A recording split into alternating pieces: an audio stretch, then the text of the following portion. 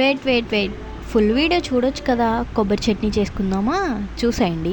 First పచ్చిమిర్చి వేయించుకున్న తర్వాత మిక్సీ బౌల్లో వేసేయండి. మిక్సీ బౌల్లో వేసిన తర్వాత కొబ్బరి కూడా వేస్తున్నాను. అంటే ఒక 2 days అయినా సరే పాడవదనమాట. ఎక్కువ ఫ్రై చేయవసరం లేదు, పచ్చివాసన పోయేంత వరకు సరిపోతుంది మనకి. తర్వాత టమాటోస్, కొంచెం కొత్తిమీర వేసుకోండి, కొంచెం చింతపండు వేసిన తర్వాత మిక్సీ జార్లో వెల్లుల్లి, కల్లుప్పు, కొంచెం జీలకర్ర వేసి మిక్సీ పట్టేద్దాము. ఈలో పోపు పెట్టుకుందాం. పోపు వేసేసుకొని కొంచెం జీలకర్ర వేసుకొని ఎండుమిర్చి, కరివేపాకు వేసుకోండి. కాలు మీద పడిందబ్బా కొంచెం.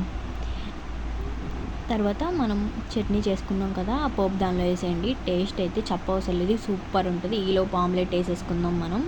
ఇది ఎండుమిర్చితో కూడా చేయొచ్చు. ఎండుమిర్చితో కూడా ఈసారి ట్రై చేస్తాను. నేను ట్రై చేయడం కాదు, నాకు వచ్చు, చేస్తాను ఈసారి. టేస్ట్ అయితే ఇలా చేసుకోండి, సూపర్ ఉంటుంది అనమాట. ఒకసారి ట్రై చేసి కామెంట్ సెక్షన్లో కామెంట్ చేసేయండి నాకు. టేస్ట్ అయితే చెప్పవసరం లేదు. ప్లీజ్ అబ్బా సబ్స్క్రైబ్ చేసుకో.